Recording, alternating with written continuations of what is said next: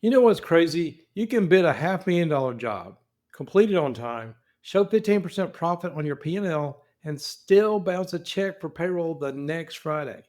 That's not a cash flow problem. That's a system problem. And the system you're using, it's been rigged against construction since the day they invented retainage. Today, we're talking about the purpose of Profit First for commercial construction and why it's the only system I've seen that actually fixes the profit last trap that's bankrupting good contractors every single day. Here's the deal: construction's got a cash flow problem baked right into how the game is played. You front the money for labor every single Friday.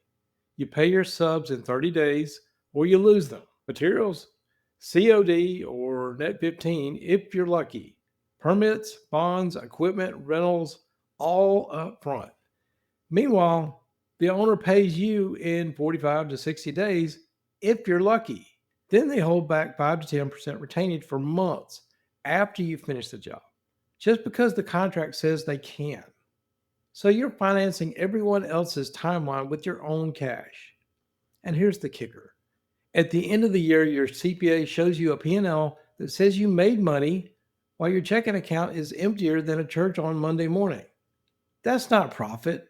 That's an accounting fiction dressed up in spreadsheets. So here's what Profit First for commercial construction actually does. And I want to be crystal clear about this. PFCC exists for one reason: to reprogram the industry's default profit last behavior into a cash first system where the owner pay and true profit are guaranteed, not hoped for. Think of it like this. Right now, most contractors are running the old formula: revenue minus cost equals hope for profit. PFCC flips it: revenue minus allocations equals your spending limit. It's like pouring a foundation first, then building the house on solid ground instead of building in midair and hoping the ground shows up underneath you. The system forces you to separate your cash into different bank accounts: Job X for direct job costs, OpEx for overhead, profit, owner's pay, and tax. And you allocate the money first before you spend a dime. That's the core. Cash behavior gets designed into the structure, not left to chance. Now, here's where PFCC gets specific about construction realities.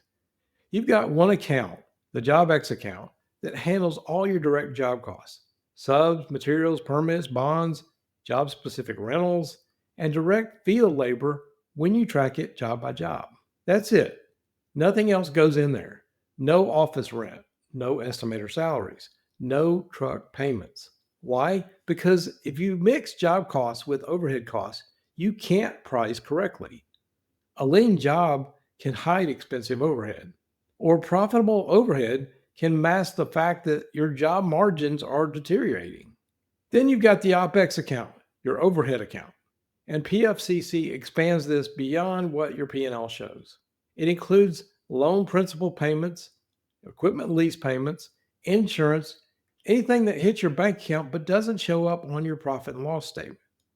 This prevents that false sense of surplus when off P&L cash drains are bleeding you dry behind the scenes.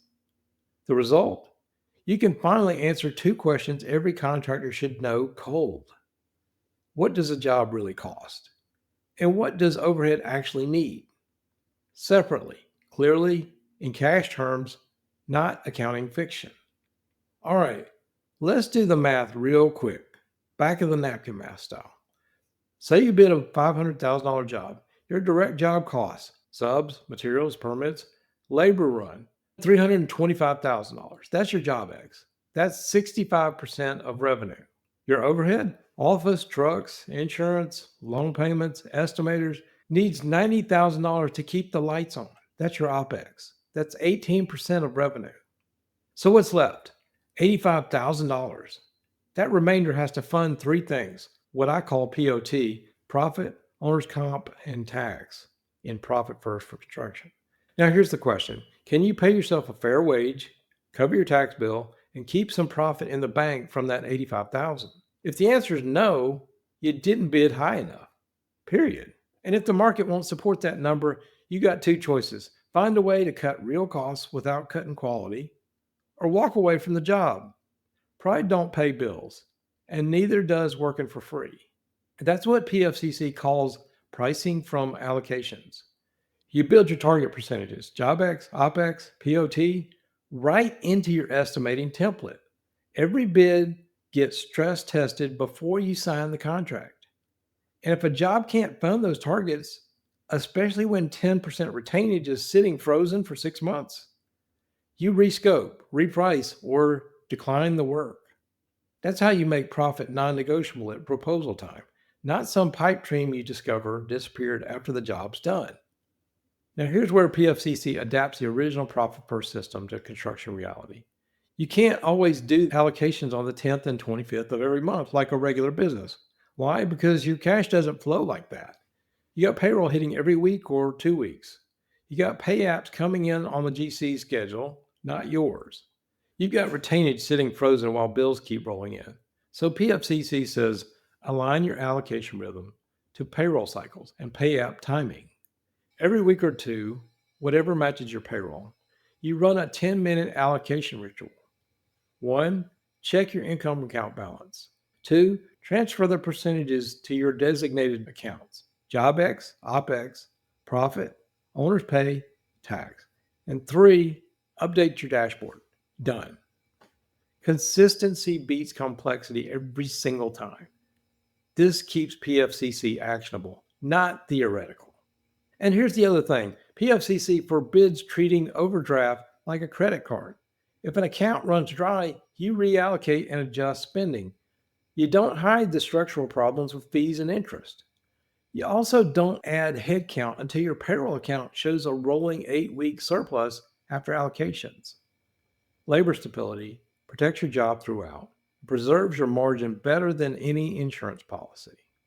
Protecting profit so it actually sticks. PFCC keeps the quarterly profit distribution idea from the original system, but it aligns those checks to project cascades: substantial completion, final retainage release, change order settlements. Why?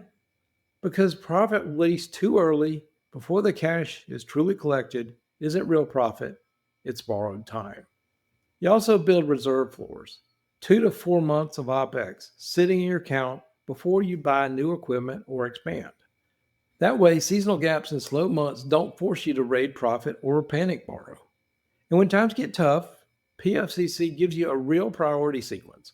1, stabilize payroll, keep the crew.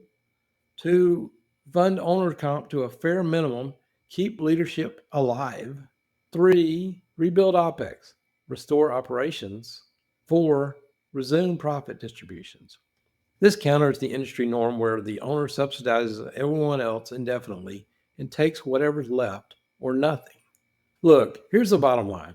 The purpose of Profit First for commercial construction is simple: reverse the industry's profit last habit by changing the cash rules first. Stop hoping profit will be there at the end. Start guaranteeing it's there from the beginning by separating your accounts, pricing from allocations, and protecting owner pay and profit like the oxygen mask they actually are. If you're tired of working your tail off just to break even, or worse, lose money on paper profits, grab a copy of Profit First for Commercial Construction on Amazon. It's a full blueprint, step by step. And if you want help implementing this in your business, head over to profitfirstconstruction.com and book a consultation with our team. We specialize in helping contractors like you get out of the profit last trap for good. Your business and your family deserve better than leftover money from leftover hope. Thanks for watching. I'm Wade Carpenter, and I'll see you in the next one.